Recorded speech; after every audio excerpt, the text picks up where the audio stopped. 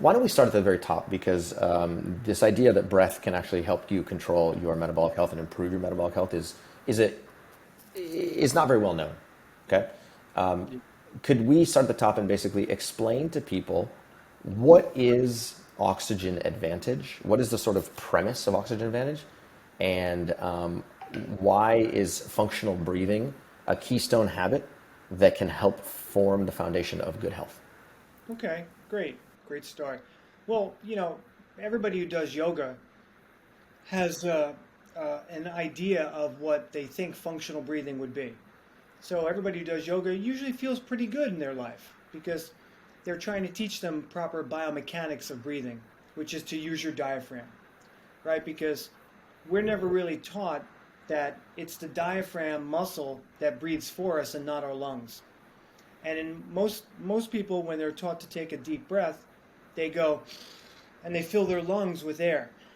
And your lungs are just a filter for the air, for gas exchange, whereas your diaphragm is actually what's breathing for you. So the oxygen advantage is based on two pillars of breathing, which are we teach people everyday breathing mechanics. Now this works for, again, every type of person because the everyday breathing mechanics are the foundational breathing mechanics of life. Literally the way the masters of yoga were teaching it probably 5,000 years ago. And then our second pillar of breathing is powerful, strong breath holds, which is not for everyone, especially for pregnant women and people with high risk cases. So we'll talk a little bit about that because we can do strong breath holds for people with diabetes, but there's always dose dependent forms of doing it. So we'll get into that. And then under those two pillars of breathing, we have three dimensions of breathing. So the way we differ from most every other breathing technique out there is that we talk about restoring blood chemistry. So before we do a breathing exercise, we want to know what our threshold of carbon dioxide is, because our threshold of carbon dioxide dictates what our oxidative stress is in our body. And people living with type 1 and type 2 complications with diabetes, they're suffering from oxidative stress. Like people with cancer, people with rheumatoid arthritis, really the root cause of illness is oxidative stress. So we want to go to the root cause of it, and that would be foundational breathing. Now the oxygen advantage has its roots in the buteyko method. Professor Konstantin Buteyko came up with this method in the 1950s behind the Iron Curtain in Russia. He was a god. He was helping people, just helping hundreds of thousands of Russians, but he was behind the Iron Curtain. Nobody knew about him. And then my teacher, who created the oxygen advantage, was a Buteyko teacher for 15 years. So he actually got to study with Professor Buteyko toward the end of his life. And then after Professor Buteyko died, Patrick McKeown saw that the Buteyko method was missing a few things, especially for athletes. So he created the oxygen advantage, which is geared for athletes, but it can help anybody and everybody because it's foundational breathing. So when it comes to the three dimensions of breathing, the first dimension of breathing is what we call biochemical breathing. That's how we restore blood pH. So that's going to be very important with people who suffer from diabetes because if you're chronically hyperventilating, which means you're breathing faster, you have a faster respiratory rate, then your oxidative stress levels are going to be high because there's a very important law that almost nobody knows about, and it's called the Bohr law. Now, you should research this on Google because it's life-changing information. The information that I will talk about today is life-changing. So the Bohr law was originally scientifically termed the oxygen hemoglobin dissociation curve because everybody knows that a red blood cell carries oxygen. But inside that red blood cell, oxygen needs a carrier. And that carrier is a protein called hemoglobin, which has a heavy iron atom. And that's why iron is so important for human beings. So the hemoglobin protein holds on to 4 different oxygen molecules. Now the only way that it can disassociate, which is what Professor Bohr came up with, whose son went on to win the Nobel Prize for quantum physics, Niels Bohr, what he saw in the lab was that in the presence of carbon dioxide, if carbon dioxide is present, then the curve, which we'll just make it very simple, we call it a left shift of the curve. If carbon dioxide isn't present, the curve shifts to the left, which means we grow an affinity between hemoglobin and oxygen inside the red blood cell. So everybody today's day is getting their pulse oximetry checked.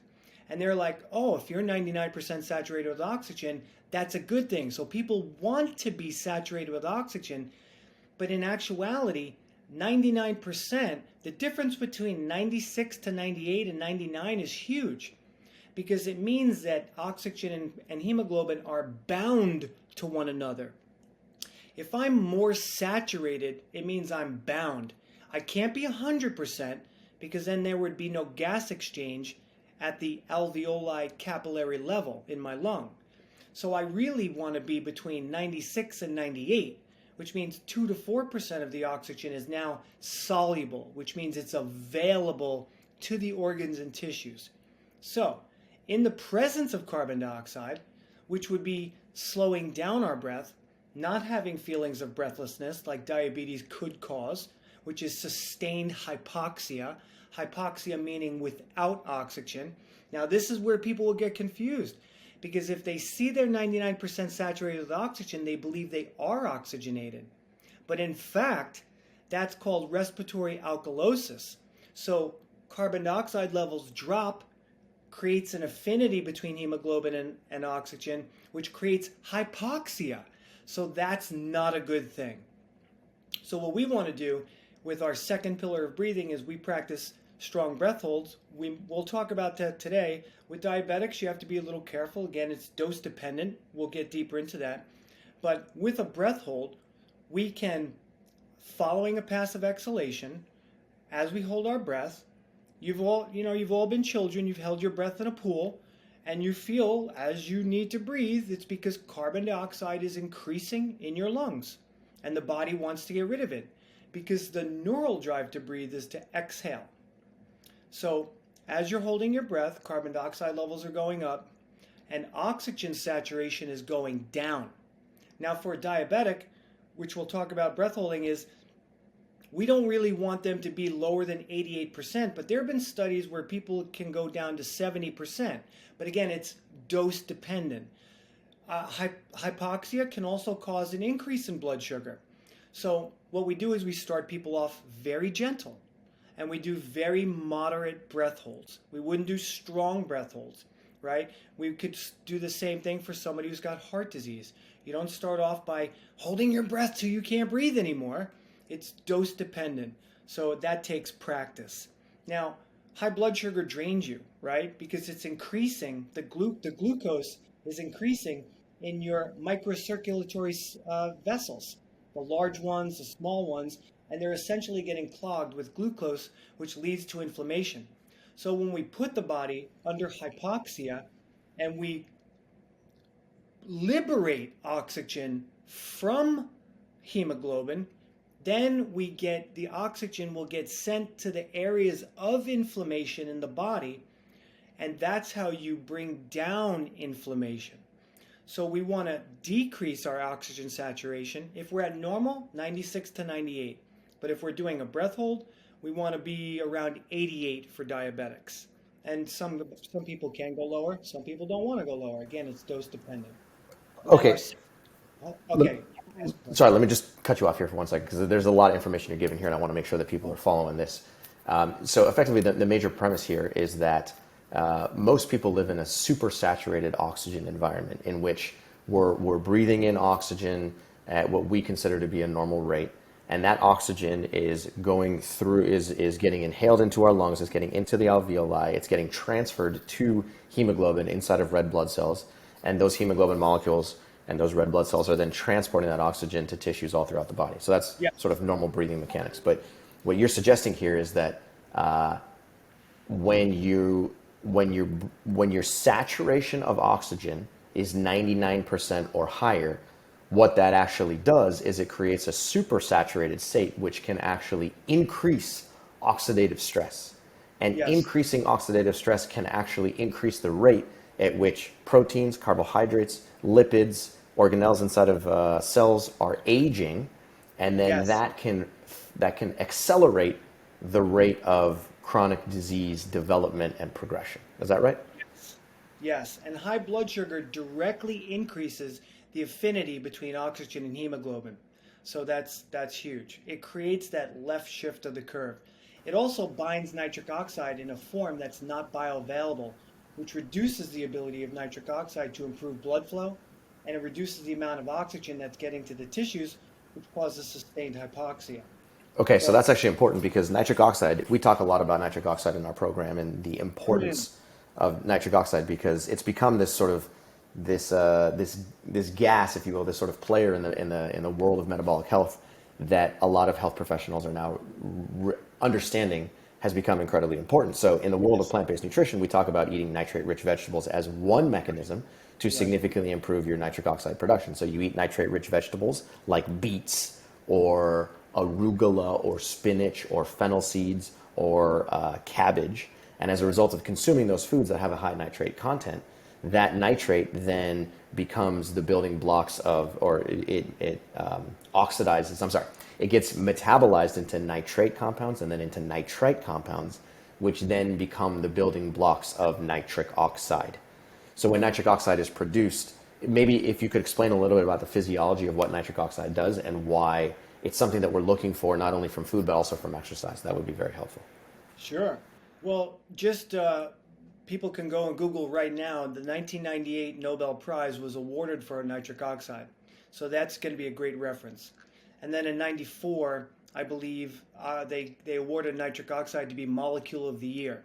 So it's we've been talking about it for almost 30 years, right? And now the science is really coming in that nitric oxide is actually important in reversing autoimmune disease because nitric oxide is not only produced. So you're talking about plant-based diet, which I'm on, right? As you know, I'm mostly a fruitarian, and if I do eat vegetables, it's going to be leafy greens because I want my nitric oxide.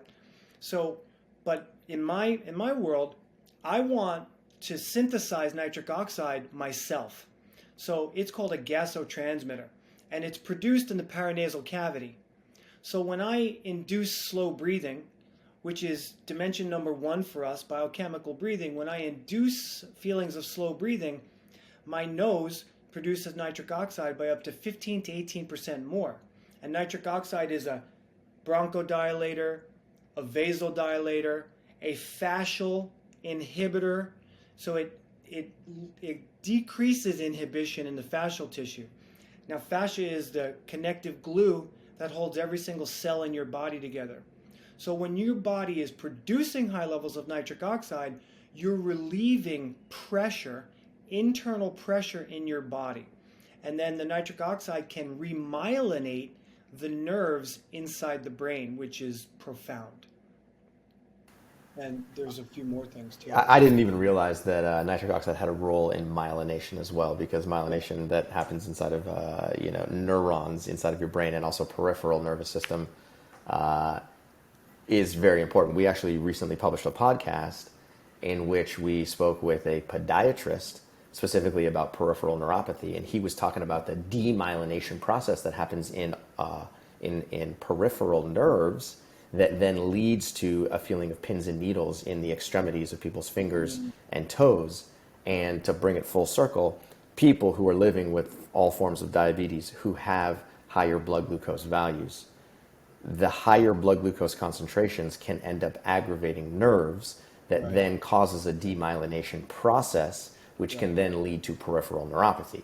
What you're suggesting here is the exact opposite, which is that when Right. you can when you can apply a oxygen advantage or foundational breathing technique, you can stimulate nitric oxide production, which Right. then remyelinates nerves that may have had that demyelination process already beginning. Is that right? That's right. That's exactly right.